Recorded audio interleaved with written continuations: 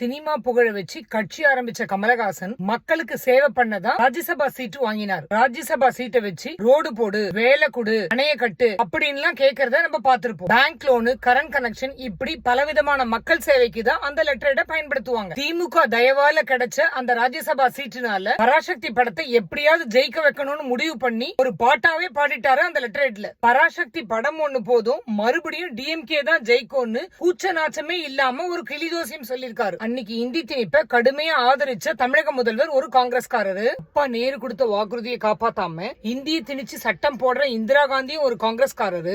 இங்க முதல்வரும் அங்க பிரதமரும் போராட்ட களத்துக்கு எதிரா பக்காவா சூழ்ச்சி பண்ற வில்லனா தான் காமிச்சிருக்கு பராசக்தி. அதுக்குதான் வாழ்க வாழ்க வாழ்கன்னு பராசக்தி புகழ் பாடியிருக்காரு உலகநாயகன். டார்ச் தூக்கி எரிஞ்ச அதே கைதான் இப்ப டார்ச் தூக்கி பிடிக்குது. சினிமா சாம்ராஜ்யத்தினோட இளவரசராக எத்தனை தடவை இதே கமலஹாசன் இந்தியை நோக்கி படையெடுத்திருப்பாரு. ஒருவேளை இந்திக்காரங்க தன்னை பெருசா ஏத்துக்கல அப்படிங்கிற அந்த வெறியில தான் இப்ப பராசக்தியை பாராட்டி இருப்பாரோ. பராசக்திக்கு முன்னால் ரிலீஸ் ஆக வேண்டிய ஜனநாயகன் ஏன் தியேட்டருக்கே வரல அப்படிங்கிறதுக்கு மேம்போக்கா ஒரு அறிக்கை ஒண்ணு கொடுத்திருக்காரு. இந்த மாதிரி கெடிபிடிகளை எதிர்த்து ஒட்டுமொத்த திரையுலகமும் போராடணும்னு சொல்லியிருக்காரு. சாதாரண சினிமாக்காரங்க இப்படி சொல்லியிருந்தா பரவாயில்ல, ஐயா நீங்க ராஜ்யசபா எம்பி, இந்த கருத்து சுதந்திர பறிப்பை எதிர்த்து ஒட்டுமொத்த எம்பி கிட்டையும் போய் நீங்க ஒரு கையெழுத்து வேட்டை நடத்திருக்க வேண்டாமா? படத்துல சிவகார்த்திகேயன் டீம் பண்ற மாதிரி பார்லிமெண்ட் வாசல்ல இன்றைய எம்பிகள் எல்லாம் கூட்டு சேர்த்து நீங்க ஒரு போராட்டம் நடத்திருக்க வேண்டாமா? உங்க ஸ்டாண்ட் பிரகாரம் பார்த்தாலே இன்றைய பிரதமர் மோடி உங்க அரசியல் எதிரி. ஆனாலும் கூட நீங்க ரிசல்ட் ஓரியன்டா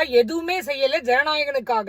ஏன்னா நண்பனின் எதிரி உங்களுக்கும் எதிரி. உங்க நண்பனின் எதிரியை சீன்றது உங்க எதிரி பிஜேபினாலும் உங்களை வளர்த்து ஆளாக்கின திரையுலகத்துல ஒத்து தத்தளிக்கிறாரு. அதை நீங்க கண்டுக்கவே மாட்டீங்க. முழு அரசியல்வாதியா மாறி திமுகவோட ஸ்டாண்ட் தான் ஏன் ஸ்டாண்ட் அப்படின்னு முரசறிஞ்சு சொல்லுவீங்க. இந்தி எதிர்ப்புக்கு சிவகார்த்திகேயன் கையெழுத்து வேட்டை நடத்தினா அதுக்கு கிளாப்ஸ். சென்சார் போர்டு ஜனநாயகனை நசுக்கினா அப்ப நீங்க போட்டுப்பீங்க ஒரு மாஸ்க். விஸ்வரூபம் படம் வெளியில வரவிடாம ஜெயலலிதா தடுத்தப்ப எப்படி எல்லாம் நீங்க கதர்னீங்க ஞாபகம் இருக்கா கமல் சார்? நாட்டை விட்டே ஓட போறேன் டும் டும் டும் டும் அப்படின்னு கலங்கினீங்களே கமல் சார், அது ஞாபகம் இருக்கா? ஒரு பராசக்தி ஓடினாலே டிஎம்கே ஜெயிச்சிரும் அப்படின்னு சொல்ற உங்க பொது அறிவு ரொம்ப வியக்கத்தக்கது. அப்படி ஒரே படத்துல ஓஹோன்னு ஆட்சியை பிடிச்சிட முடியும் அப்படின்னு இருந்தா நீங்க ஒரு படம் எடுத்திருக்கலாமே. எத்தனையோ படம் நடிச்சிருந்தாலும் ஒத்த ராஜ்யசபா சீட்டுக்காக ஏன் தத்தி தத்தி போய் திமுக முன்னாடி நிக்கிறீங்க? பராசக்தி படத்தை பாராட்டுறதுக்காக கவர்மெண்ட் லெட்டர் பயன்படுத்தின உங்க விசுவாசம் வரலாற்றுல என்றுமே நிலைச்சிருக்கோம் கமல் சார். இன்னும் 4-5 விஷயத்துல இதே மாதிரி உங்க லெட்டர் விசுவாசத்தை காட்டினா போதும். இப்பவே கொஞ்சம் கொஞ்சமா லெட்டர் பேட் கட்சியை மாறிக்கிட்டு இருக்க உங்க மக்கள் நீதி மையம் மொத்தமா காணாம போயிடும்.